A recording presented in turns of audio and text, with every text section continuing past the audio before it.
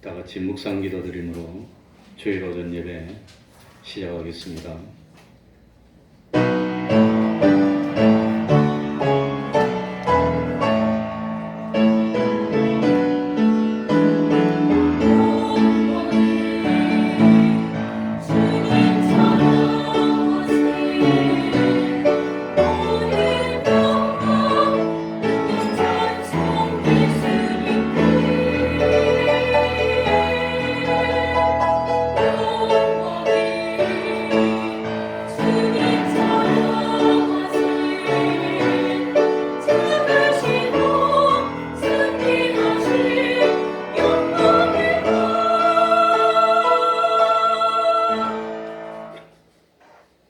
하나님 아버지,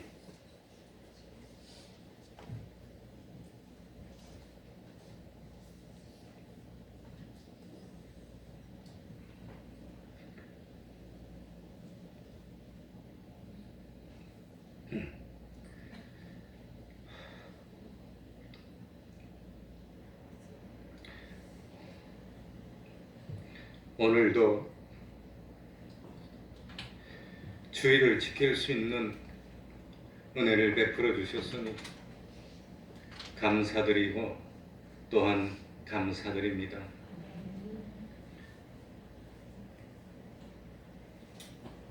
하나님이 지켜주지 않으면 우리 사람이 할 수 있는 것이 무엇이 있겠습니까?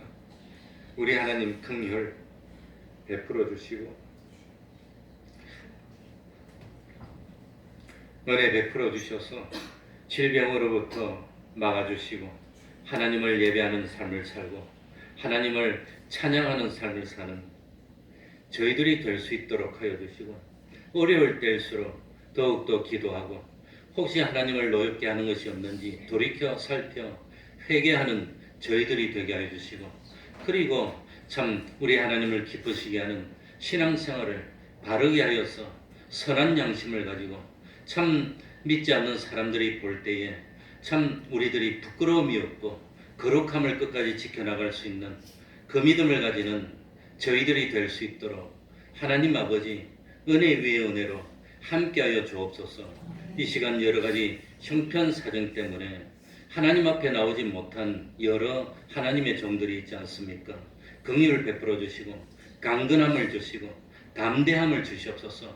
참 스스로 살펴 양심에 부끄러움이 없는 그런 삶을 살게 하여 주시고 또 최선을 다해서 오늘이 서로 마지막이라 할지라도 신앙을 지키고 하나님 앞에 갈 수 있는 저희들이 될 수 있도록 은혜 위에 은혜로 더하여 주옵소서.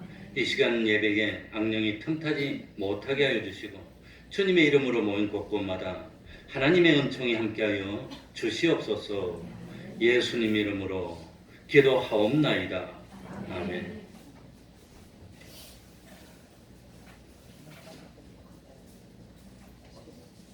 다 같이 자리에서 일어나셔서 찬송가 82장입니다.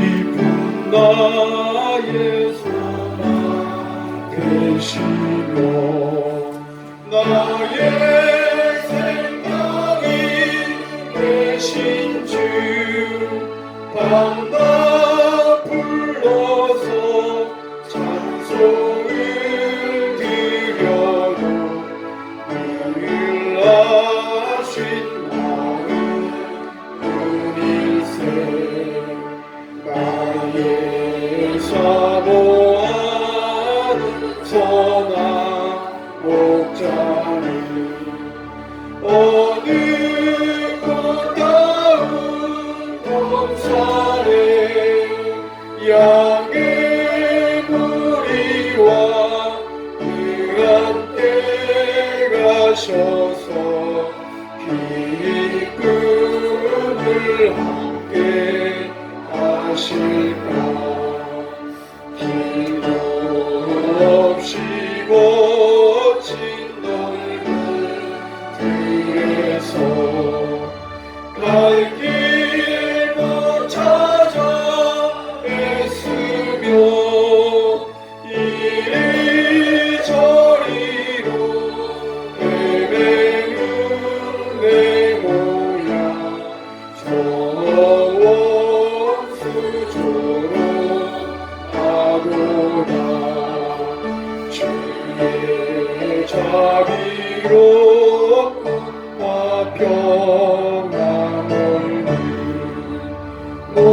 은 천사로 반기며 주의 놀라운 진리의 말씀에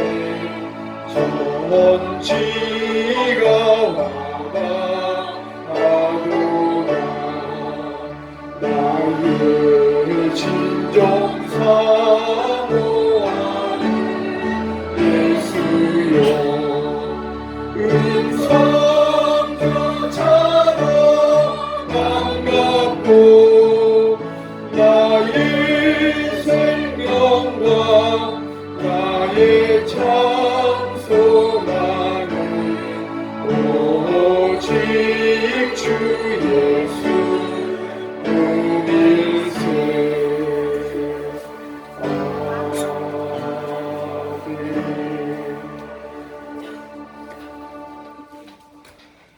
사도신경으로 신앙 고백하겠습니다. 하나님 아버지를 내가 믿사오며 그 외아들 우리 주 예수 그리스도를 믿사오니 이는 성령으로 잉태하사 동정녀 마리아에게 나시고 본디오 빌라도에게 고난을 받으사 십자가에 못 박혀 죽으시고 사흘 만에 죽은 자 가운데서 다시 살아나시며 하늘에 오르사 전능하신 하나님 우편에 앉아 계시다가 저리로서 산자와 죽은 자를 심판하러 오시리라. 성령을 믿사오며 거룩한 공예와 성도가 서로 교통하는 것과 죄를 사하여 주시는 것과 몸이 다시 사는 것과 영원히 사는 것을 믿사옵나이다. 아멘. 자리에 앉으셔서 찬송가 365장이 되겠습니다. 365장입니다.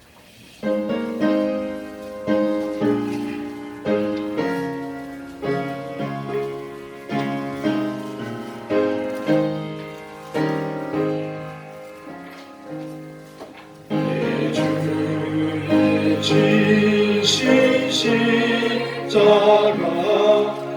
우리는 남질까. 위에 나 있는 십자가 내게도 있도다. 주 역세 대인 십자가 을 지고 가리다. 그 멸류관을 쓰려고 늘 잡고 가겠네. 저수정 같은 길에서 열류가 오소서. 주 예수 앞에 바치며 늘 찬송하겠네. 전사 소리 높여서 늘 찬송할 때에 그 좋은 노래 곡조가 참 아름답도다.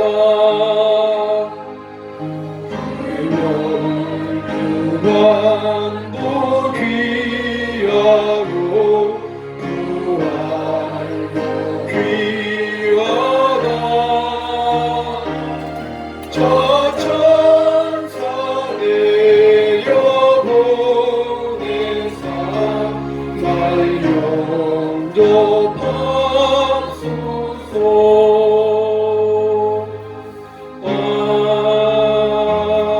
아멘. 이 시간에는 교동문 20번을 교도하겠습니다. 찬송가 뒤쪽에 있고 예배 순서에도 나와 있습니다. 할 수 있으면 붙어 앉지 말고 좀 떨어져 앉으시기 바랍니다.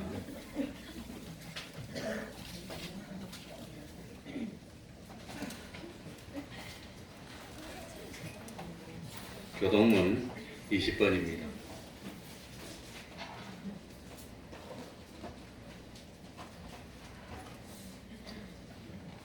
교도하겠습니다. 지존자의 은밀한 곳에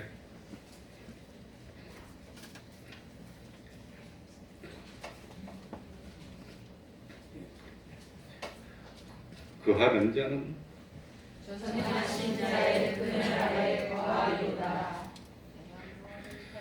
내가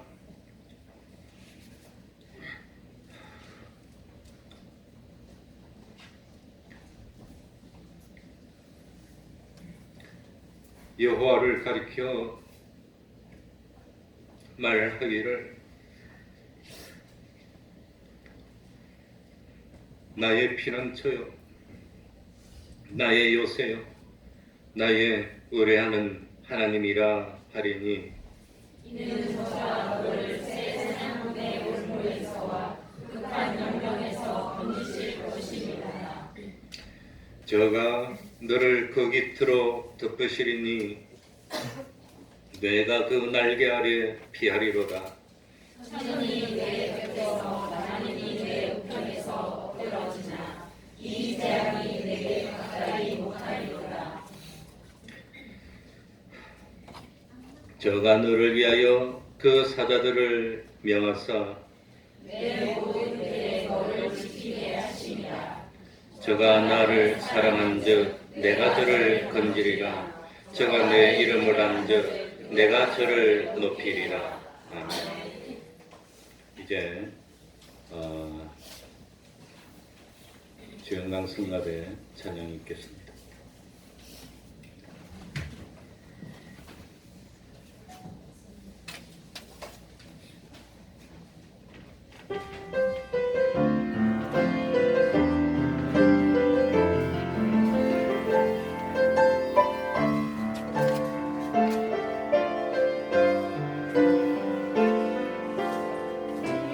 삶 속에 들어오신 주님 주는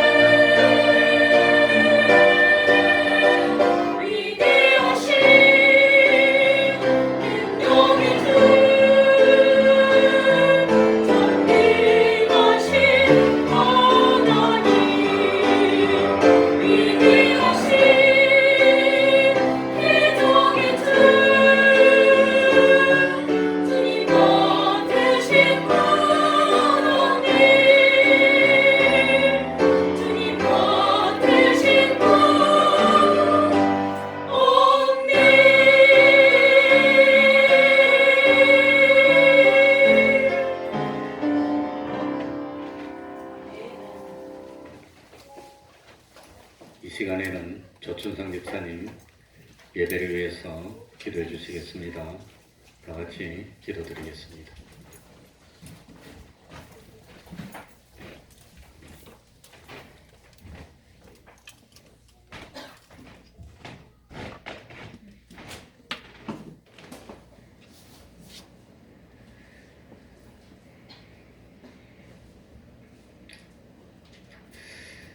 하나님 아버지, 은혜에 감사함을 드립니다.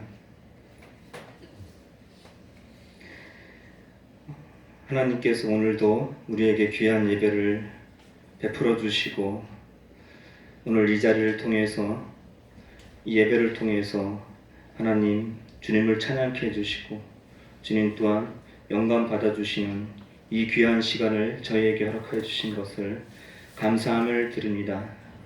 오늘 주님 세워주신 목사님을 통하여서 우리에게 내려주신 이 귀한 생명의 말씀이 우리가 한 주간 살 동안 우리가 먹을 양식과 또한 심을 씨가 되어서 이 생명의 양식으로 우리가 배불리고 또한 시냇가에 심은 나무가 시절을 쫓아 그 과실을 맺어내듯이 우리가 주님께 풍성한 삶의 열매를, 성령의 열매를 맺어드릴 수 있는 귀한 은혜의 시간으로 인도하여 주시옵소서. 지금은 여러 가지 일로 하나님 앞에 나오지 못하는 많은 주님의 백성들이 있습니다.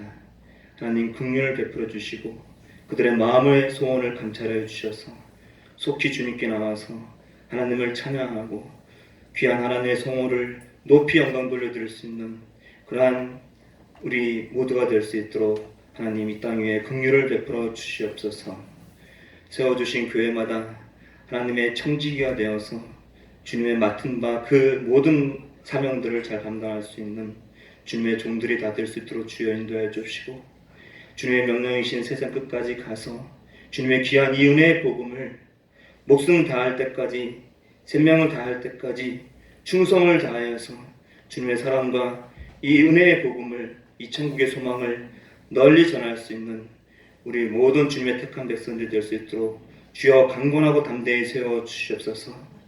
우리 태평농교회를 통하여 하나님께서 이루고자 하시는 모든 뜻이 계신 줄 압니다. 하나님, 우리 삶 가운데 지치지 말고 낙심하지 말아서 때가 이름에 거두시는 그 하나님의 은혜의 긍휼의 손길을 기다리면서 하늘나라를 소망하면서 하루하루를 믿음으로 살아갈 수 있는 저희들이 될 수 있도록 주여 인도하여 주시옵소서. 때때로 고난을 만났을 때 하나님 낙심하고 실망할 때가 있습니다. 그러나 날 변함없이 사랑해 주시는 그 하나님의 사랑, 대속하신 그 구주의 보혈의 사랑을 잊지 말고 우리가 지쳐 쓰러져도 십자가 아래서 머물 수 있는 그러한 귀한 믿음을 저희 한 사람 한 사람에게 허락하여 주셔서 우리의 가는 그 걸음 어디에 있든지 간에 주님의 흔적이 나타날 수 있는 우리의 모든 삶이 될 수 있도록 주여 한 사람 한 사람을 믿음으로 축복하여 주시옵소서. 오늘 이 예배를 통하여서 우리의 믿음이 자라게 해주시고 생명력 있게 해주시고 겨자씨처럼 하늘에 비라되어서 썩어 없어지는 그러한 놀라운 생명의 믿음이 자라게 하여 주시옵소서. 하나님, 이 자리에 나오지 못하고 좌절 가운데, 난망 가운데, 병 중에 고통 가운데 있는 우리 많은 성도들 하나님 기억하여 주시고 은혜 베풀어 주셔서 치유시켜 주시고 그 가정을 회복시켜 주시고 우리 교회가 부흥케 해주시고 모든 자들이 하나님 영광 아래 거하는 귀한 삶을 살 수 있도록 주여 축복하여 주시옵소서. 이 예배 끝까지 주님의 은총이 같이 해주시길 원하옵고 예수님의 이름으로 기도드렸습니다.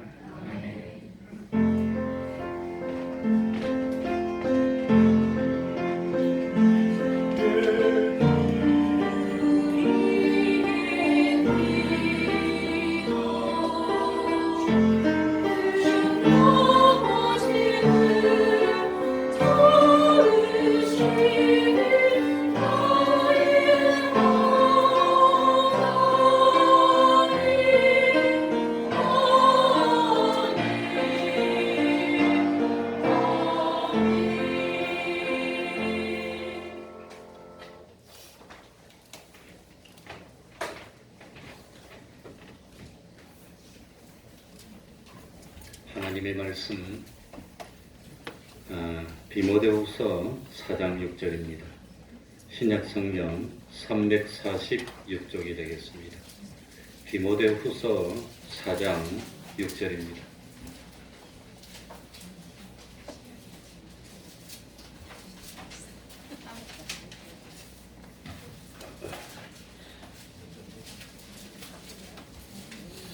예, 항상 갈등입니다. 오전, 오후 말씀을 달리 하는데 어떤 걸 할까 항상 갈등인데 그냥 디모데후서 말씀을 오전에 전하려고 합니다. 디모데후서 4장 6절, 7절, 8절을 제가 읽겠습니다. 신약성경 346쪽입니다. 관제와 같이 벌써 내가 부음이 되고 나의 떠날 기약이 가까웠도다. 내가 선한 싸움을 싸우고 나의 달려갈 길을 마치고 믿음을 지켰으니 이제후로는 나를 위하여 의의 면류관이 예비되었으므로 주 곧 의로우신 재판장이 그날에 내게 주실 것이니 내게만 아니라 주의 나타나심을 사모하는 모든 자에게니라. 아멘.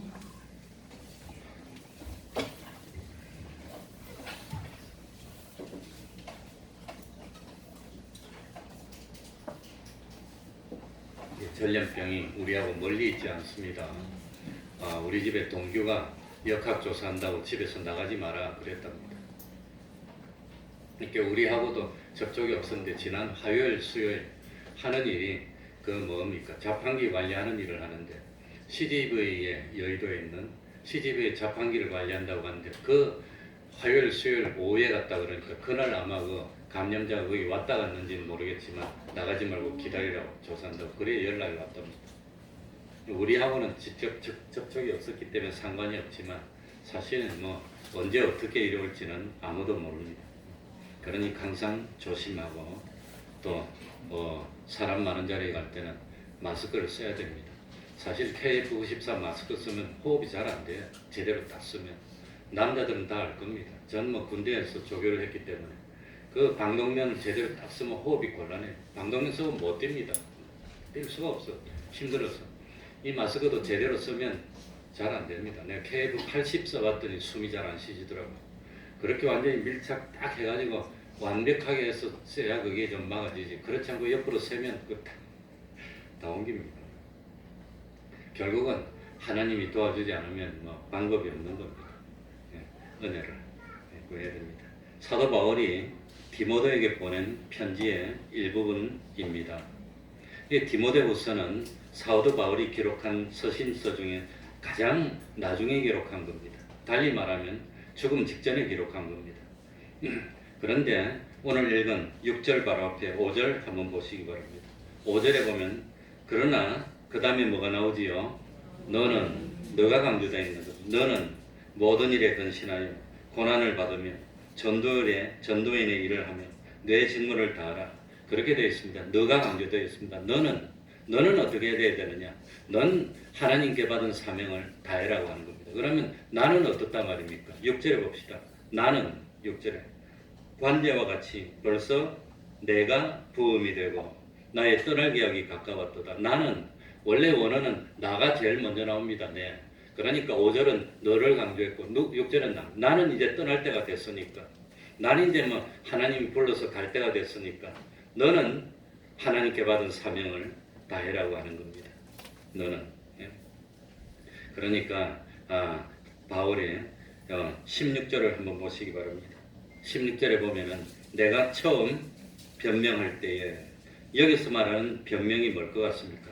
재판 받으면서 자기를 변정하는 걸 변명이라고 기록했습니다. 내가 처음 변명할 때에 이제 네로 황제 앞에서 사도 바울이 재판을 받기 위해서 섰습니다. 나와 함께한 자가 하나도 없고 다 나를 뭐하였으나 버렸으나 겁이 나니까 버리고 다 도망간 겁니다. 그러니 공권력 앞에서 얼마나 겁이 났겠습니까? 네로 황제가 기독교인들을 핍박하는데 그동안 사도 바울하고 함께 한다고 쭉 왔다가 이 로마에까지 같이 왔는데 분위기 보니까 살벌하니까 가만히 보고 하나 빼고 두 빼고 다 도망가고 말았다는 겁니다. 사도 바울 혼자 썼습니다. 그러나 저희에게 허물을 돌리지 않기를 원하노라. 그러니 이 참 죽음 앞에서는 사람들이 겁이 나니까 도망갔다가 아마도 다시 회개하고 돌아와서 함께 있었던 것 같이 생각이 됩니다. 그래 이제 바울은 이 참 재판 과정을 다 지냈고 마지막에 뭐만 남았느냐? 판결 만남, 선교 만남, 선고 만난 것입니다. 선고. 참이 마지막으로 선고 공판이 남았고 그 다음에 집행이 남았습니다. 그런데 바울은 옆에서 다른 사람이 도와주지 않고 변정해주지 않고 변을 해주지 않아서 자기가 죽음을 당한다는 그런 생각을 하지 않았습니다. 어차피 바울은 한평생을 하나님께 제물로 드리기로 작정했습니다. 마지막에 하나님께 생명을 드리기로 작정했습니다. 자기도 죄 없는 사람을 죽였기 때문에 작정한 겁니다. 그래서 바울은 이 참 아무에게도 흠을 돌리기 싫었습니다. 마지막 순간에 삶의 마지막 순간에 기가 막히게 거짓말하고 그러지 않습니다. 마지막이 되면 사람이 진실해집니다. 솔직해집니다.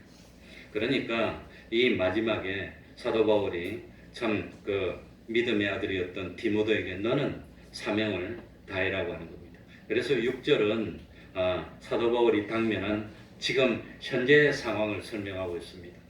7절은 뭡니까? 사도 바울이 자기가 이제 죽음을 앞두고 과거의 삶을 설명하는 게 7절인데 사도 바울의 삶을 다 동사 세 개로 설명했습니다. 제일 먼저는 7절에 보니까 뭐라고 되어 있지요? 선한 싸움을 뭐하고? 싸웠고 그 사도 바울의 삶은 첫 번째는 싸움이었습니다. 두 번째는 뭐였지요? 달려갈 길을 마치고 그러니 하나님이 자기에게 준 사명을 다했습니다. 세 번째는 뭐였지요? 믿음을 지켰다는 것. 끝까지 요거 세 개가 사도 바울의 삶입니다.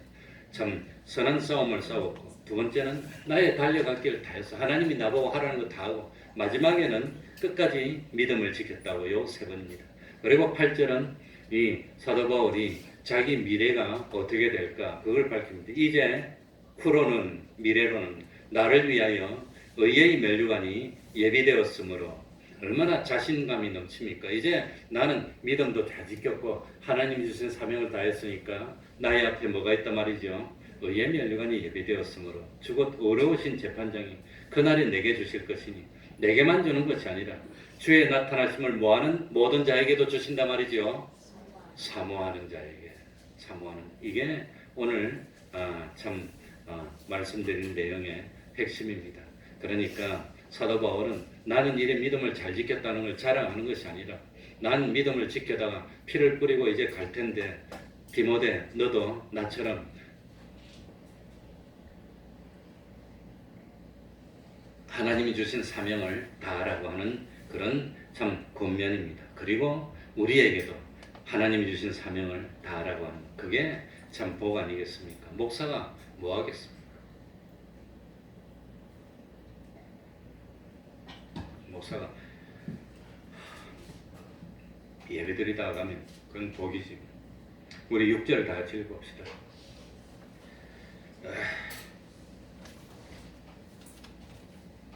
관제와 같이 다 같이 읽겠습니다. 시작. 관제와 같이 벌써 내가 부음이 되고 나의 떠날 기약이 가까웠도다.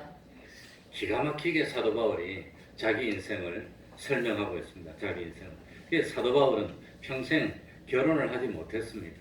참 그러니까 보금자리도 없습니다. 어려울 때 함께 어려움을 함께할 동반자가 없다는 뜻입니다. 그런데 사도 바울에게 유일하게 하나 있는 게 뭐냐? 믿음의 아들입니다. 그 믿음의 아들이 누구였지요? 디모데였다고 하는 겁니다. 그러니까 마지막에 죽기 전에 아들도 없고 딸도 없고 아내도 없고 누구에게 권면하나? 믿음의 아들들에게 오늘 우리 믿음의 후손된 우리들에게 권면한다고 하는 겁니다. 이제 참 생이 얼마 남지 않았는데 마지막으로 권면하는 말이 뭐냐? 마지막으로 이제 권면하면서 자기 현재의 형편을 자기 현재의 형편을 설명해주고 있습니다. 그래서 6절 제일 먼저 뭐가 나오지요?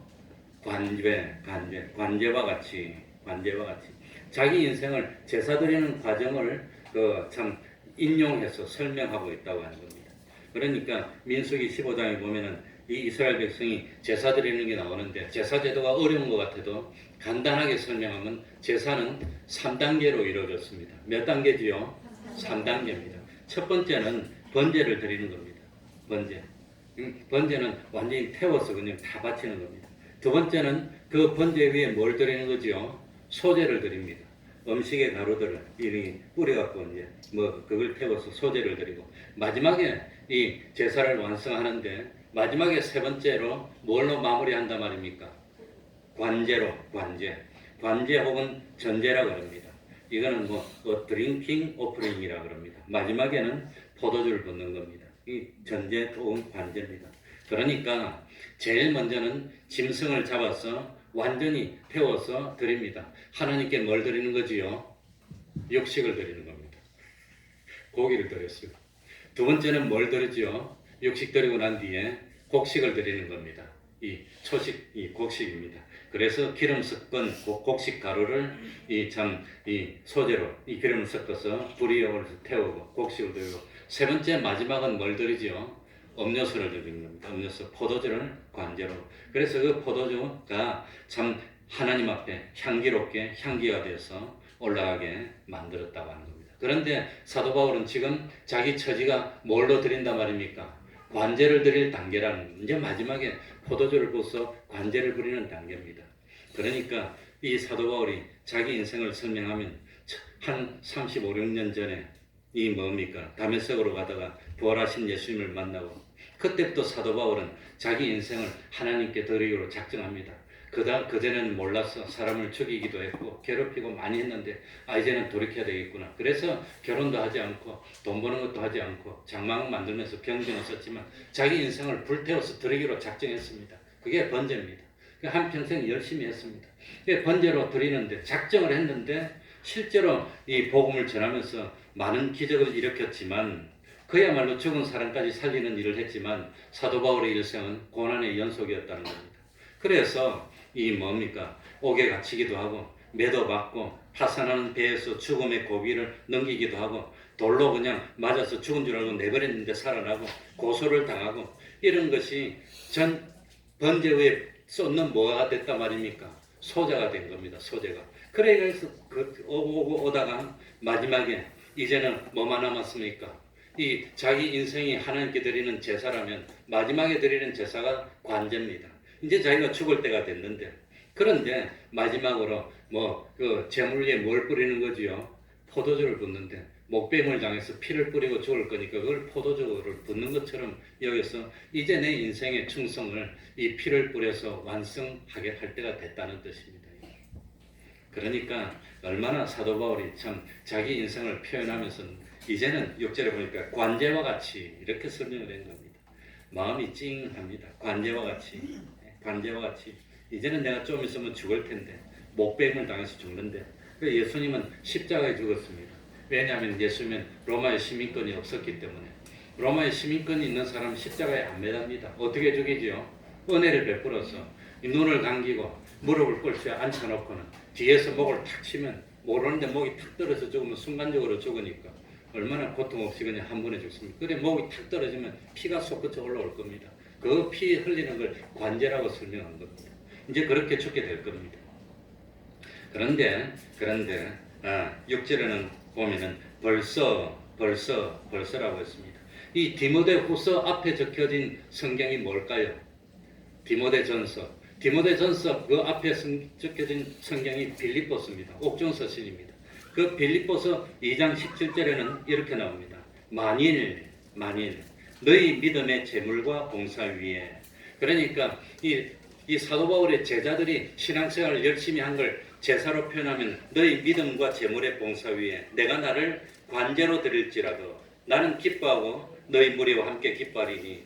그때만 하더라도 아직 재판이 진행 중이고 아직 많이 남았으니까 만일 내가 나를 관제로 드릴지라도 이렇게 했는데 이제 디모데후서는 만일이 아닙니다. 만일이 아니고 뭐지요? 벌써입니다. 이제 완전히 끝까지 다 왔다는 뜻입니다. 벌써 내가 부음이 되고 떠날 기약이라고 표현. 가까웠도다. 이제는 며칠 안 남았다는 뜻입니다. 가까웠도다. 그러면서 가까웠도다를 시제를 보면 완료형으로 적어놨습니다. 이미 판결이 끝나서 이제는 다 됐다는 뜻입니다.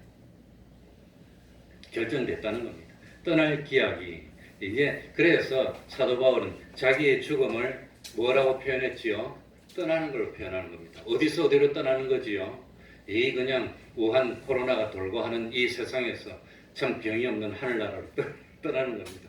고통 많은 세상에서 하늘나라로 가는 거로 표현했습니다. 예? 그러니까 사도 바울에게는 죽음이 뭐냐? 떠나가는 겁니다. 사실 더 떠나고 싶어. 왜? 사도 바울은 자기가 떠나갈 곳을 이미 뭐하고 왔죠? 보고 왔어. 벌써 눈으로 보고 왔어. 몸 안에 있었는지 몸 밖에 있었는지 모르지만 몸 안에 있었다는 게 뭔 뜻이지요? 육신이 살아있는 겁니다. 영혼이 육신 안에 있으니까 살아있는 채로 갔는지 몸 밖에 있는 게 뭐지요? 자기 영혼이 몸 밖으로 나왔으니까 육신의 죽음 상태에서 갔는지 그건 모르겠어. 몸을 내버려 두고 영혼만 삼청천으로 가서 보고 왔는지 모르지만 사도 바울은 벌써 보고 왔어. 보고 오니까 세상 있기 싫어. 차라리 떠나고 싶지만 그것조차도 욕심이니까 가지 못하겠어. 그래서 거하는 것도 주님을 위해서 떠나는 것도 주님을 위해서 이게 사도 바울의 고백입니다. 그런데 사도 바울은 죽음을 떠날 기약이라고 표현했습니다. 다른 사람들은 죽음을 뭐라고 표현했을까요?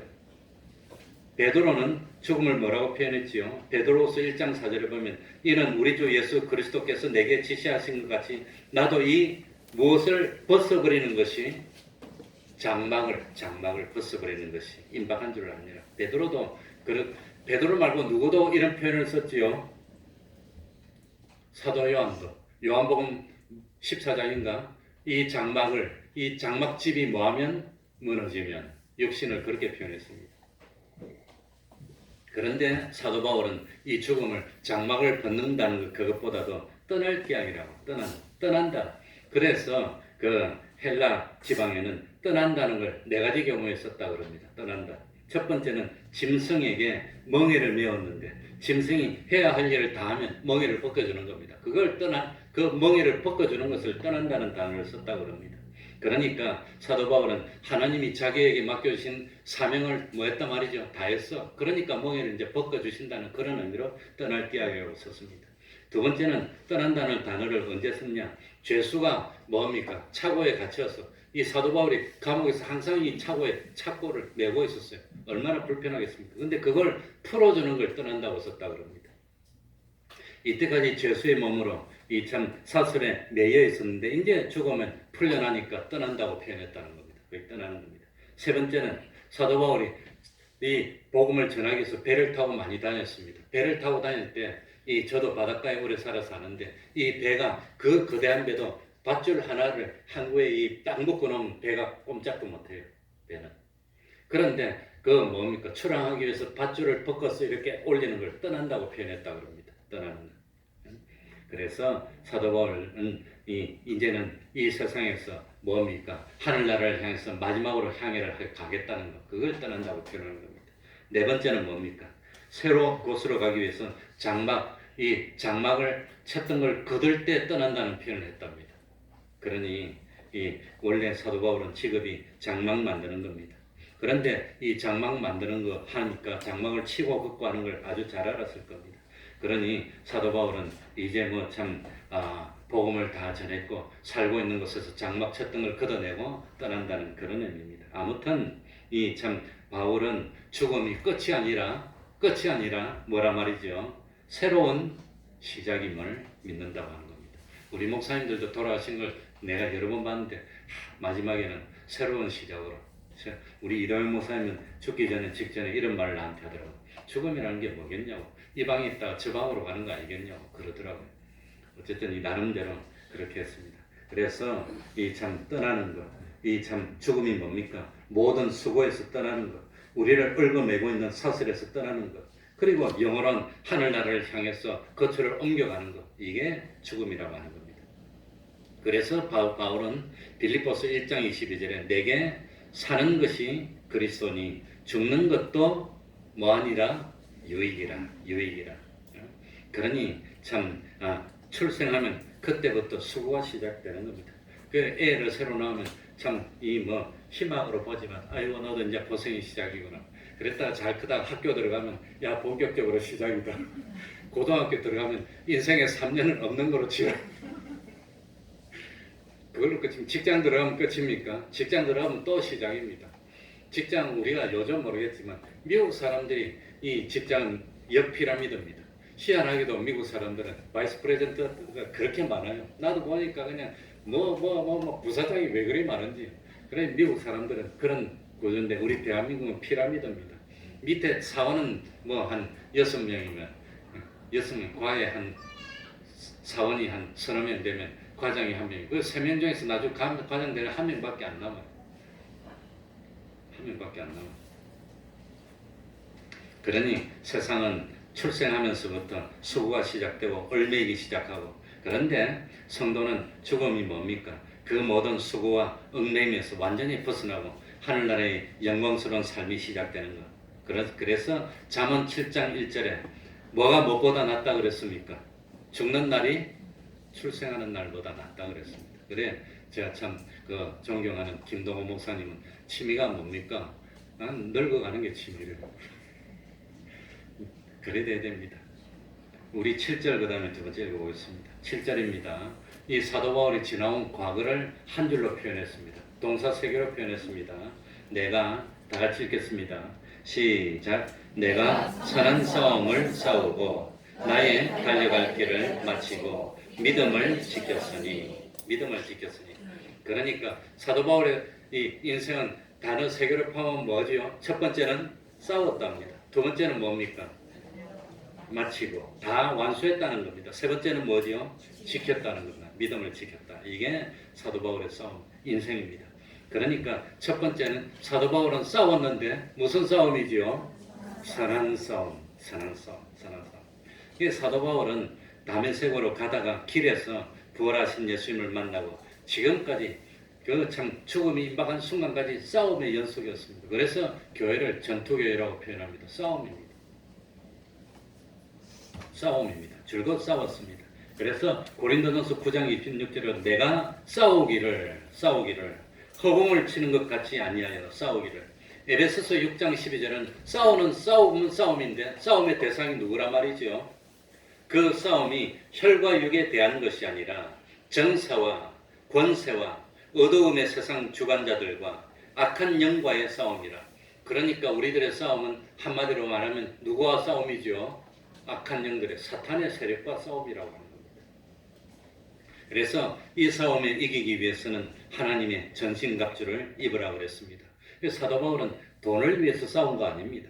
자기 명예를 위하고 인기를 위해서 싸운 거 아닙니다. 세상에서 어떤 권세를 얻기 위해서 싸운 거 아닙니다. 그래서 사도 바울의 싸움은 선한 싸움입니다. 다 같이 해볼까요? 선한 싸움입니다. 하나님을 위한 싸움이라고 하는 겁니다. 그런데 이 싸움은 필사적인 겁니다. 영원한 멸망이냐 아니면 영원한 영광이냐 필사적인 싸움입니다. 승리 아니면 패전입니다. 이것도 아니고 저것도 아니고 그건 없다고 하는 겁니다. 마귀와 싸우고 정사와 권세와 어두움의 세상 주관자들과 하늘에 있는 악한 영들과 싸웠습니다. 우상 숭배자들과 싸웠습니다. 진리를 거스리는 자들과 싸웠습니다. 하나님의 교회를 어지럽히는 자들과 싸웠습니다. 하나님의 말씀을 혼잡하게 하고 허탄한 이야기를 전하는 그런 사람들과 싸웠습니다. 그리고 특별히 사도 바울은 이 참 싸움의 그 뭡니까 목표가 이 마귀와 싸웠는데 알고 보니까 그 싸움은 누구와의 싸움이란 말입니까? 자기와의 싸움입니다. 그래서 사도 바울은 자기를 뭐해서 복종시킨단 말입니까? 자기를 쳐서 남을 치는 거 아닙니다. 자기를 쳐서 자기 뭘 치는 거지요? 나를 망하게 하는 게 뭘까요? 두 글자로. 예? 죄를 짓게 만드는 게 뭘까요? 욕심이에요. 자기 욕심을 쳐서 싸우는 겁니다. 권세 욕심. 그것도 얼마나 강한지 모릅니다. 이 참 물질의 욕심, 명예의 욕심, 인기의 욕심, 그래서 사실 원수는 바깥에 있는 것이 아니라 내 안에 있어요. 내 안에 옛사람이 원수입니다. 그거와 싸움, 항상 자기 자신과 싸움입니다. 그래서 제가 고독하다고 하는 것은 이 참 싸움에서 자기와 싸워서 이겨야 되는데 어떻게 해야 되나. 그래서 오늘 우리 장모님을 내가 안 모시고 왔습니다. 바로 이 앞에 요양원에 계신데 요양원에 있는데 그 요양원에 계신 분들이 전부 다 노약자만 있어요. 다 노약자만 있어. 그런데 만에 하나라도 모시고 왔다가 뭐 병이 돌면 그 노약자들은 병 걸리면 위험해지잖아요. 거의 뭐 사망자들이 전부 다 기성의 병을 가지고 있는 분들인데 우리 건강한 사람은 걸려도 그래도 참 싸워서 이길 수 있는 그런 가능성이 많고 아직까지 건강한 사람은 대부분 중국에서도 안 죽었다 그럽니다. 다만